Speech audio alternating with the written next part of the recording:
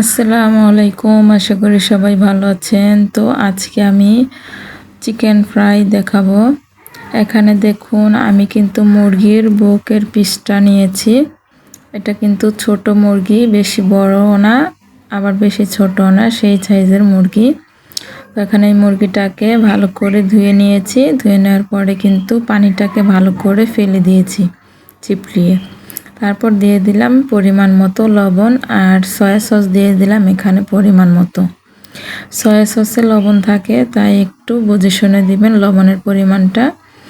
দিয়ে দিলাম এখানে গরম মশলা বাটা, আদা রসুন বাটা আর টেস্টি সল্ট পরিমাণ মতো। এখন হাত দিয়ে ভালো করে মিশিয়ে নিচ্ছি। একটু মিশিয়ে নেওয়ার পরে কিন্তু গুঁড়া মরিচ ফাঁকি দিয়ে দিলাম এখানে।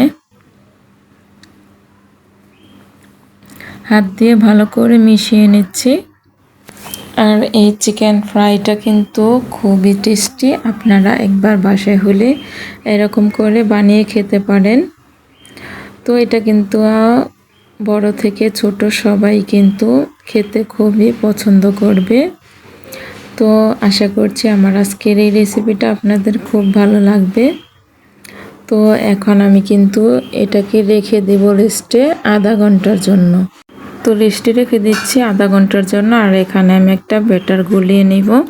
এখানে নিয়ে নিয়েছি বেসন, দিয়ে দিচ্ছি স্বাদ মতো লবণ, আর এখানে আমি দিয়ে দিব পরিমাণ মতো হলুদ মরিচের গুঁড়া।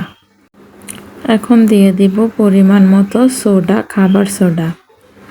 এখানে কিন্তু সোডাটাই ব্যবহার করতে হবে। তো দিয়ে দিলাম এখানে সোডাটা। এখন ভালো করে একটু মিশিয়ে নিচ্ছি। আর এখন আমি দিয়ে দিচ্ছি পরিমাণ মতো পানি। পানিটাকে অল্প অল্প করে অ্যাড করব। পানিটা একেবারে দিতে যাব না, হতে পারে আবার বেশি পানি পড়লে ব্যাটারটা গোলানোটা পাতলা হয়ে যেতে পারে। তার জন্য অল্প অল্প করে পানি মিশিয়ে আমি কিন্তু একটা ডো তৈরি করে নিচ্ছি। তো দেখুন আমার কিন্তু ভালো করে হাত দিয়ে মিশিয়ে নিতে হবে সময় নিয়ে। তো এখন আমি ভালো করে হাত দিয়ে মিশিয়ে নিচ্ছি। আর আমার এই ব্যাটার গুলানোটা কীরকম ঘনত্ব হয়েছে দেখেই বুঝতে পারছেন। তো এখন আমি রেখে দিচ্ছি। আমার কিন্তু চুলায় কড়াই বসিয়েছি, কড়াইটাকে গরম করে নিচ্ছি। গরম হয়ে গিয়েছে, তো দিয়ে দিলাম সরিষার তেল। তো এখন এখানে আমি কিন্তু মুরগির পিসটাকে ভেজে নিব। তো একটু সময় নিয়ে মুরগির মাংসটাকে তেলে ভেজে নিচ্ছি। তো এরকম করে কিন্তু আপনারা একটু নেড়েচেড়ে ভেজে নেবার মুরগির মাংসটাকে।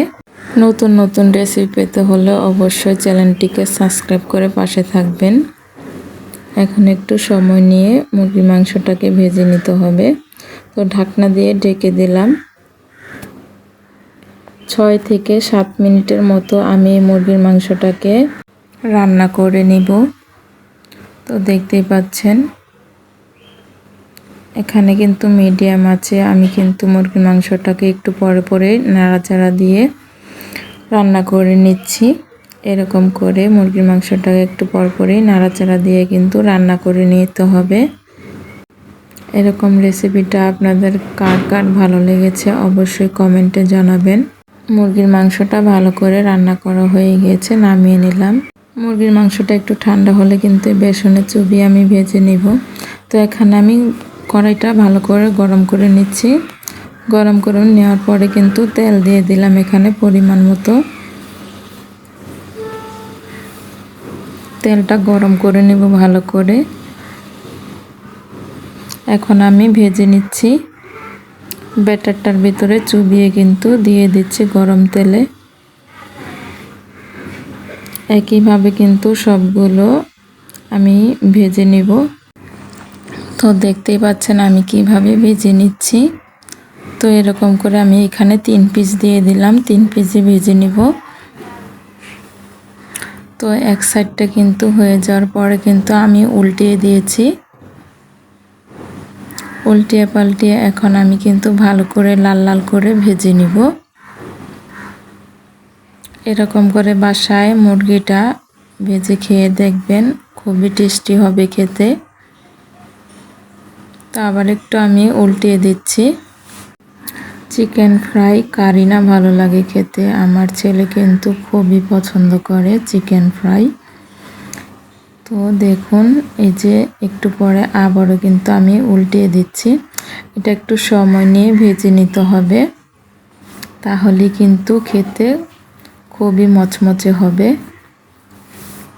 তো দেখুন আমি কিন্তু সময় নিয়ে কিন্তু ভেজে নিয়েছি। এখন আমি তুলে নিচ্ছি তেলটা ঝরিয়ে। তো দেখতেই পাচ্ছেন আমার ভাজাটা কীরকম হয়েছে। তো দেখুন এই যে এখানে কিন্তু আমি 3 পিস ভেজে নিয়েছি, দেখতেই পাচ্ছেন ভাজাটা কীরকম হয়েছে। একইভাবে কিন্তু আমি সবগুলো ভেজে নিব। দেখুন এখানে কিন্তু আমি আবারও দিয়ে দিলাম ভাজার জন্য 3 পিস করে কিন্তু আমি ভেজে নিব।